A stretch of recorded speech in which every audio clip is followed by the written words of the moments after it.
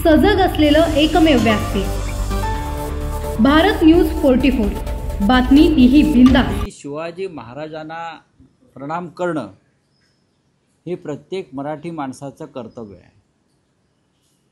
पण अजूनही भारतीय जनता पक्षाचे लोक छत्रपती शिवाजी महाराजांसमोर त्यांना फुलं वाहतायत, त्यांना अभिवादन करतायत, अशी जाहिरातबाजी काल नक्कीच केली। बरं, जाहिरात कोणी दिली? त्या संस्थेचं, त्या व्यक्तीचं नाव नाही, पण साधारण आम्ही काल महाराष्ट्र आणि देशभरातला अंदाज घेतला या जाहिरातींचा। म्हणजे वृत्तपत्रात पहिल्या पानावर जाहिरात, TV वाहिन्यांवर जाहिरात, राज्यभरामध्ये होर्डिंगच्या माध्यमातून जाहिरात, डिजिटल, हा सगळा खर्च साधारण 40 ते 50 कोटी रुपये आहे। आम्ही काल साधारण अंदाज काढला त्याचा। 40 ते 50 कोटी रुपये एका दिवसात जाहिरातीसाठी खर्च झाले। देवाभाऊ म्हणजे राज्याचे मुख्यमंत्र्यांच्या प्रतिमेवर फुलं उधळण्यासाठी, प्रतिमा सुधारण्यासाठी।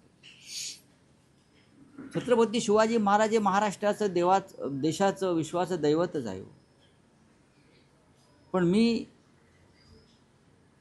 भारतीय जनता पक्षाच्या ओरिजिनल, डुप्लिकेट नाहीत, जे बाडगे नाहीत, त्यांना एकच सांगेन, मुळात ही कालची जी जाहिरात दिलेली आहे ती बाडग्यानेच दिलेली आहे का? तो मूळचा भाजपचा माणूस आहे, माझ्याकडे सगळी माहिती आहे। त्याने राष्ट्रीय स्वयंसेवक संघाच्या कार्यालयात सुद्धा छत्रपती शिवाजी महाराजांचा फोटो लावावा, मुख्यालयात, नागपूरच्या संघ मुख्यालयामध्ये सुद्धा छत्रपती शिवाजी महाराजांचा फोटो आणि त्या परिसरामध्ये शिवाजी महाराजांचा पुतळा लावणं गरजेचं आहे। तरच भारतीय जनता पक्ष किंवा संघ स्वयंसेवकांचं छत्रपती शिवाजी महाराजांवरचं जे प्रेम आहे, जी आस्था आहे, ती खरी आहे, हे महाराष्ट्राला, देशाला कळेल। काल कोट्यवधींचा खर्च केला फक्त जाहिरातीसाठी। त्या जाहिरातीतून काय सूचित करायचं आहे याचे वेगळे वेगळे अर्थ काढले जात आहेत। हा अदृश्य दाता कोण आहे? भारतीय जनता पक्षाचा दानशूर हा कार्यकर्ता कोण आहे? अदृश्य, अज्ञात, ज्याने 40 ते 50 कोटीच्या दरम्यान खर्च करून राज्याच्या मुख्यमंत्र्यांची जाहिरात केली। हे महाराष्ट्राला कळायला हवं। हे 50 कोटी रुपयाचा जो खर्च झाला काल एका दिवसाच्या जाहिरातीवर, जाहिरात करण्याविषयी काही कोणाचा आक्षेप असण्याचं कारण नाही, पण वेळ, खर्च, उद्देश आणि हेतू हा स्पष्ट नाही। बरं, ही जाहिरात सरकारच्या माहिती जनसंपर्क कार्यालयाची नाही, ही कोणीतरी एक अज्ञात शक्ती आहे। ही अज्ञात शक्तीने आपलं नाव का दिलं नाही? नाव दिलं नाही याचा अर्थ हा खर्च काळ्या पैशातून झालेला आहे। जसं मी काल म्हणालो, हा ब्लॅक मनी आहे। मग हा मुख्यमंत्री कार्यालयातून कोणाला सूचना दिल्या, भाजपा मुख्यालयातून कोणाला सूचना दिल्या, आणि त्यानुसार या 50-60 कोटीचा खर्च जाहिरातीवरती झाला। आता देवाभाऊंनी जाहिराती दिल्या म्हणून त्यांचे जे मंत्रिमंडळातले काही प्रतिस्पर्धी आहेत ते जाहिराती देतील, असं एक जाहिरातीची स्पर्धा या राज्यात तुम्हाला भविष्यात पाहायला मिळेल।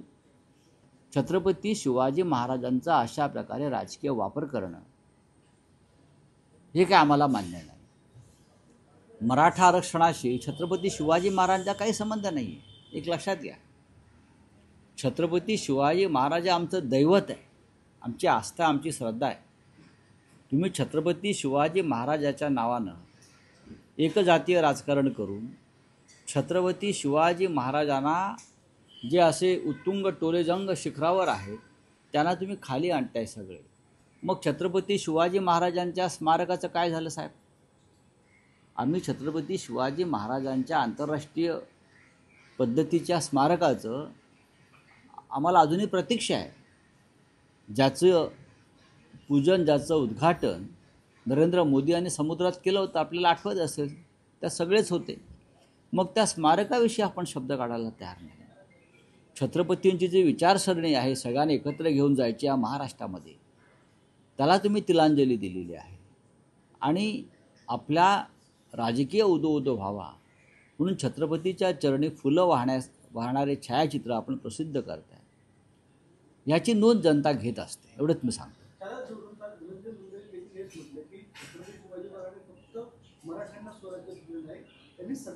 नक्कीच नक्कीच. हे राज्य मराठी राज्य आहे. हे राज्य मराठी माणसाचं राज्य आहे. छत्रपती शिवाजी महाराजांनी 18 पगड जाती जमाती धर्मसुद्धा यांना हे स्वराज्य मिळवून दिलं आणि त्या स्वराज्यासाठी सगळ्या जाती धर्मपंथातले लोक महाराजांबरोबर जे मावळे होते ते लढत होते. छत्रपती शिवाजी महाराज हे सगळ्यांचे आहेत. त्या दृष्टीनं जगातल्या अनेक महत्त्वाच्या युद्धांमध्ये छत्रपती शिवाजी महाराजांच्या युद्ध कौशल्याविषयी अभ्यास झालेला आहे. मग व्हिएतनाम असेल किंवा अन्य काही राष्ट्र असतील. त्याच्यामुळे जर कोणी छत्रपती शिवाजी महाराजांचा अवमान अशा प्रकारे करून राजकारण करत असेल तर त्याचा निषेध व्हायला पाहिजे. छत्रपती शिवाजी महाराजांना फुलं वाहताना राज्याचे मुख्यमंत्री दिसतात, हा आनंद आहे. त्याच्याविषयी आक्षेप घ्यायचं कारण नाही. पण तो अज्ञात जाहिरातदार कोण, हा प्रश्न महाराष्ट्राला पडला. मी तुम्हाला त्याचं एका दिवसाचं मूल्य सांगितलं. 40 ते 50 कोटी रुपये त्याची किंमत.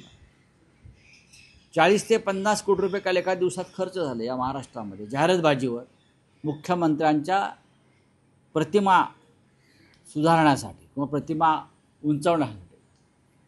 कुठून आले पैसे, कोणाचे पैसे? एकतर हा पैसा ठेकेदारांचा आहे, एकतर हा पैसा आपण उपकृत केलेल्या लाभार्थी बिल्डरांचा आहे, किंवा हा पैसा अंडरवर्ल्ड डॉन मंडळींचा आहे, ज्यांना तुम्ही काहीतरी मदत केली आहे, ज्यांना तुम्ही PMLA कायद्यातून सोडवलेला आहे, अमुक केला आहे, तमुक केला आहे, ईडीतून बाहेर काढला आहे, अशा लोकांचा हा पैसा आहे. त्याशिवाय कशा करता एवढी दानशूरता कोण दाखवेल?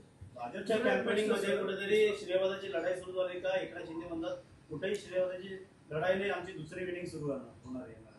कोणाची? एकनाथ शिंदे, फडणवीस आणि आमची. अच्छा, काही हरकत नाही. बघा ते काय म्हणतात त्याच्यावरती महाराष्ट्राचं राजकारण चालत नाही. सर्व प्रकारच्या इनिंगमधून ते बाहेर पडलेले आहेत. आता या महाराष्ट्रामध्ये जी काही एका इनिंग वगैरे काय सुरू आहे ती देवेंद्र फडणवीस यांची सुरू झालेली आहे. आणि फडणवीस नाईट वॉचमन म्हणून येतात आणि आऊटच होत नाहीत, हे शिंद्यांना कळायला पाहिजे. एक प्रश्न आहे. आता अनंत चतुर्दशी झालेली आहे, अनंत चतुर्दशी झालेली आहे. बरं. आता नवरात्र येणार आहे आणि शिवसैनिकांना दसरा मेळाव्याचे वेध लागलेले आहेत. काल सचिनही रेड्डी नाही, मला माहित नाही म्हणाले की दोन्ही भाऊ एकत्र येऊ शकतात किंवा दसऱ्यामध्ये मोठं गिफ्ट मिळेल.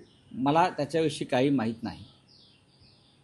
मी इतकंच सांगू शकेन की सन्माननीय उद्धव ठाकरे व सन्माननीय राज ठाकरे यांच्यामध्ये उत्तम प्रकारचा सुसंवाद अनेक बाबतीत सुरू आहे. एवढं मी तुम्हाला खात्रीनं सांगेन. दोन्ही कार्यकर्ते दोघांच्या मेळाव्यामध्ये देखील सामील होण्याची शक्यता वर्तवली. मी याच्या बघा, मेळावा हा शिवसेनेचा असतो, दसरा मेळावा हा शिवसेनेचा असतो. माझ्या माहितीप्रमाणे राज ठाकरे यांचा एक वेगळा मेळावा गुढीपाडव्याला होतो, अशी माझी आतापर्यंतची माहिती आहे. दोन स्वतंत्र पक्ष आहेत. विचारसरणी जरी मराठी माणसासंदर्भात एक असली तरी दोन स्वतंत्र पक्ष आहेत. शिवसेनेचा दसरा मेळावा परंपरेनं दसऱ्यालाच होतो. शिवसेनेचे पक्षप्रमुख मार्गदर्शन करतात आणि माझ्या आतापर्यंतच्या आकलनानुसार राज ठाकरे हे गुढीपाडव्याला त्यांच्या कार्यकर्त्यांना मार्गदर्शन करतात. चीफ गेस्ट म्हणून किंवा मुख्य पाहुणे म्हणून येऊ शकते राज ठाकरे? हे मी कसं काय सांगणार तुम्हाला? हे मी इथून सांगणं हे माननीय उद्धव ठाकरे पक्षप्रमुख ठरवतील. की मी किंवा अन्य कोणी याच्याविषयी मत व्यक्त करणं हे बरोबर नाही आणि तसं होण्याची शक्यता मला या क्षणी दिसत नाही. दोन्ही पक्ष वेगळे आहेत. दोन्ही पक्षांचे मेळावे वेगळे होतात. कार्यकर्त्यांच्या ठिकठिकाणचे जे मेळावे आपण पाहताय स्वतंत्रपणे होतात. पण नक्कीच भविष्यामध्ये राजकीयदृष्ट्या आम्ही एकत्र येऊन काम करण्यावरती आमच्यामध्ये सहमती झालेली आहे. निवडणुका देखील समोर आलेल्या आहेत काही दिवसापूर्वी, मात्र या संदर्भात देखील काही पावलं उचलू शकतात या मेळाव्याच्या माध्यमातून काहीतरी. बघा, दसरा मेळाव्यावर तुम्ही फार चर्चा कुणी करू नये. हा शिवसेनेचा दसरा मेळावा आहे. गेल्या 60 वर्षापेक्षा जास्त काळ हा फक्त शिवसेनेचाच दसरा मेळावा. अशाच नवनवीन अपडेटसाठी बघत रहा भारत न्यूज 44. सत्याचा प्रकाश, बातम्यांचा विश्वास.